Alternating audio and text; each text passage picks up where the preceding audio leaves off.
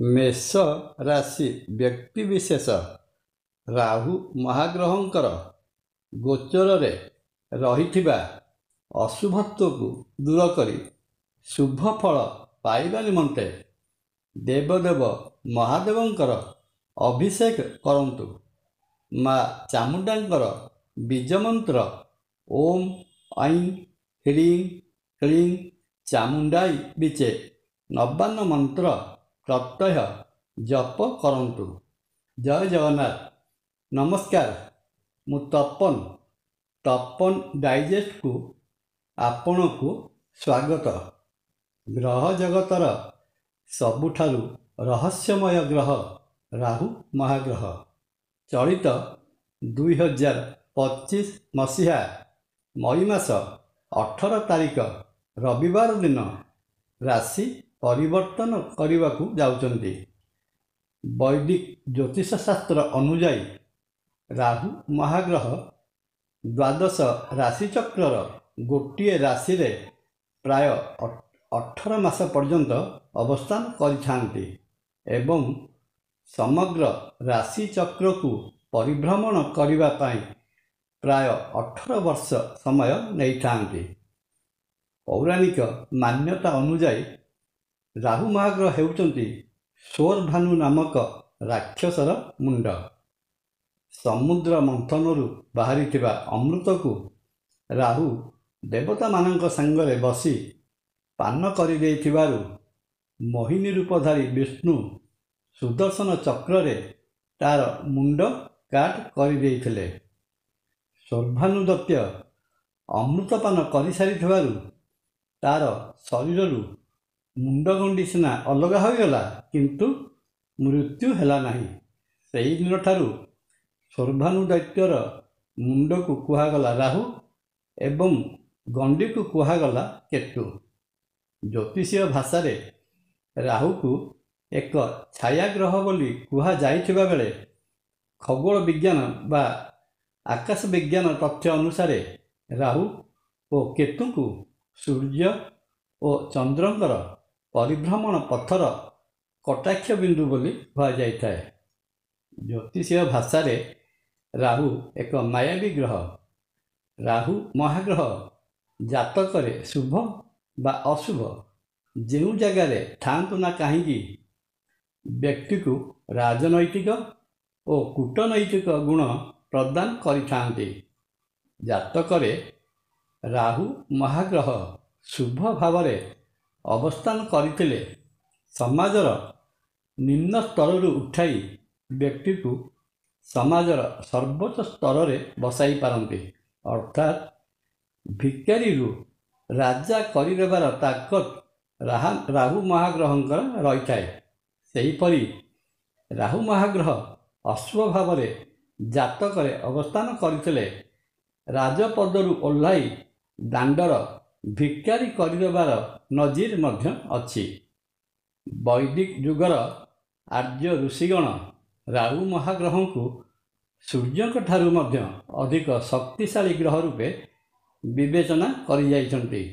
किंतु देखा जाइछि जे राहु महाग्रह जातकर जेते भल जगार बा जेते शुभ भाव अवस्थान करथिले सुधा निजर नैसर्गिक गुण जोगु व्यक्ति को समय समय रे बड़ असुविधा अथवा बड़ समस्या भितर पकाई दे थांते। राहु महाग्रह दीर्घ दिन धरी बृहस्पति राशि मीन राशि रे अवस्थान कला पर चलित 2025 मसीहा मई मास 18 तारिख संध्या 5:08 रे शनि महाग्रहंक राशि कुंभ राशि रे प्रवेश करने को जाउचंती। जानिबा राहु महाग्रहंकर कुंभ राशि रे प्रवेश द्वादश राशिचक्रर प्रथम राशि मेष राशि उपरे कौन प्रभाव पकाउछि। 2025 मसीहा राहु गोचर अनुजाई राहु मेष राशि एकादश स्थान कुंभ राशि रे 1.5 वर्ष पाई प्रवेश करुथिबारु एही समय रे मेष राशि जात व्यक्तिंकर आय आशा ठारू अधिका हेब। मन भितरे जहाँ किछि चिंता करिथिबे बा जेउ इच्छा पूर्ण न होई रही जाइथिबो ताहा एही समय रे निश्चय पूरण हेब। बंद होई पड़िथिबा पूर्व योजना कार्यकारी हेबार वर्तमान सुंदर समय निर्माण हेबा जाउछि। सामाजिक प्रतिष्ठा बढ़िबा संगे संगे समाजर नेतृत्व नेबार सुजोग आसिब। सर्वदा जनसाधारण सहित जोड़ी होई रहिबे। लव लाइफ बा प्रेम संपर्क रे परिपूर्णता आसिब। अपर पक्ष को खुशी रखिबा पई बहुत किछि करि पारंती। व्यावसायिक कर्म रे संपृक्त व्यक्ति विशेष एकादश बा आय भाव रे रहिथिबा राहु महाग्रहंक द्वारा विभिन्न प्रकार रे तथा विभिन्न बाटरे उपकृत होई पारंती। चाकरी करुथिले कर्मक्षेत्र रे सफलता पाइबा सहित पदोन्नति मध्य पाई परिवार बहुत संभावना रही अछि। किंतु जातकर एकादश स्थान जहाँकि षष्ठ स्थान होइथिबारु ताहा पापस्थान बोली कुहा जाइଥାଏ। सेही एकादश स्थान रे राहु महाग्रहंकर अवस्थिति मेष राशि जात व्यक्ति विशेषଙ୍କୁ स्वास्थ्यगत समस्या प्रदान करिवार संभावना मध्य रही अछि।